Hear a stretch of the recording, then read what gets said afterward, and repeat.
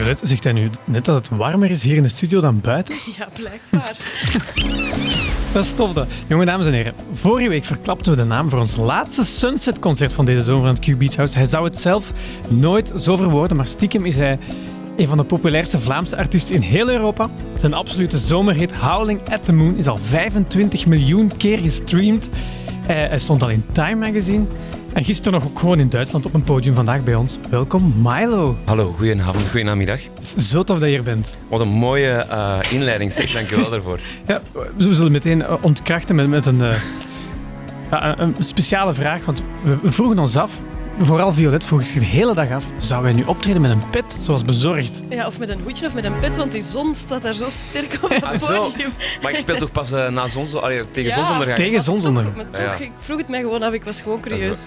Het is onmogelijk te verbranden rond zonsondergang. Oké. Hey, Ik weet het ook gewoon van in Californië, misschien, ja. die temperatuur. Zoiets. Ik moet zeggen, ik vind het wel goed eigenlijk. Het mag van mij nog een paar weken zo blijven. Hè. Oké. Graag, hè? Oké, Indian Summer zo. Exact. Hoe is de zomer al geweest voor jou persoonlijk? Heel goed.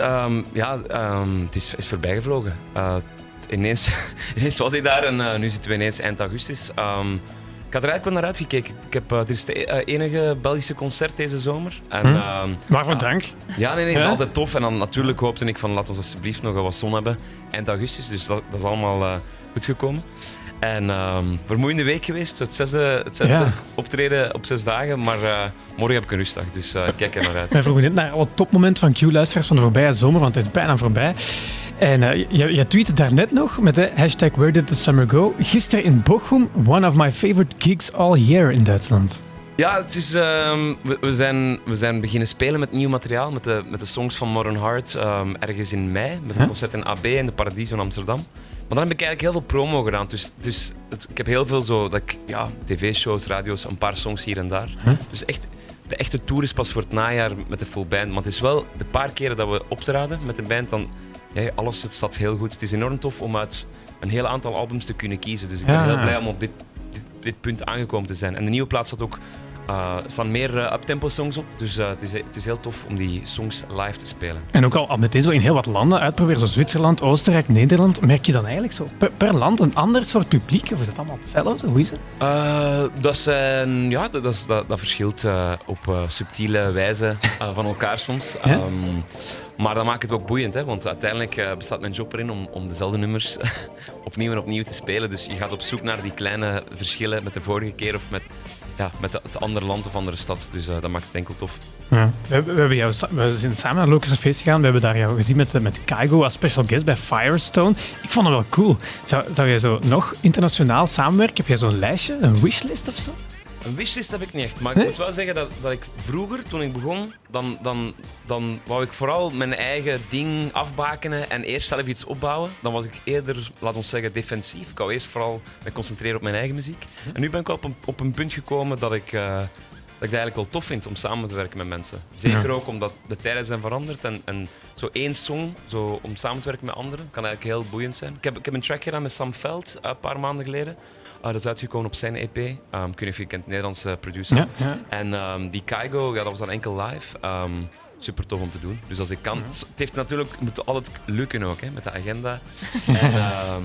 Maar ik sluit zeker niet uit dat er meer komen. Ja, en je zegt dan het nieuwe album met een nieuwe Milo-sound. Minder gitaarbasis, meer beat. Ben je eigenlijk tevreden nu dat we live hebben kunnen uitproberen?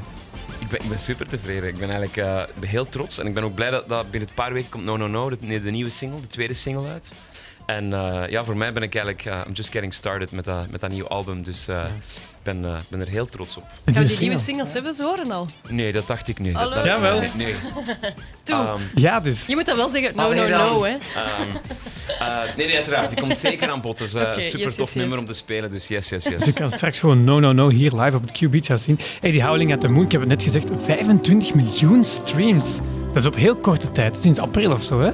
Ja, dat is ongelooflijk. Hoe kan je dat bevatten? Ik kan het niet vatten. En die clip ook was veel werk. En Huh? dan is het altijd afwachten. Op het moment dan los je het nummer en dan is gewoon afwachten over of het de wind in de zeilen krijgt, bij wijze van spreken. En dat was in dit geval wel echt het geval. Dat was fantastisch om te zien. En nog steeds trouwens, dus super tof. Dat is eigenlijk de mooiste beloning dat je kunt hebben. Als hard aan een nummer werkt met een aantal mensen, om dan te zien dat nummer zo'n goede respons krijgt. En dan daarop Howling at the Moon. De hele zomer hoorden we op Q-Music het zinnetje Where did the summer go? Maar vandaag is het heel terecht. We zijn op zoek gegaan naar het topmoment van de voorbije zomer met de hashtag Where did the summer go? Het is bijna aan het trenden. Waarvoor dank, Milo. Je hebt ook je topmoment getweet. Zeg, straks het concert. Heb je er zin in? Ik heb er heel veel zin in. Ja? Ja, Okay. absoluut. Wat gaat het worden? Het gaat een live muziek. Ik ga gewoon, ik ga een aantal songs kiezen uit de... Ik heb nu 5 albums uit en ik ga gewoon een selectie maken. Minstens 1 van elk album. En gewoon proberen de juiste toepasselijke soundtrack te spelen bij deze prachtige dag en hopelijk prachtige zonsondergang. Meet Milo at the Sunset straks om 8 uur. Veel plezier, hè? Dankjewel, tot straks.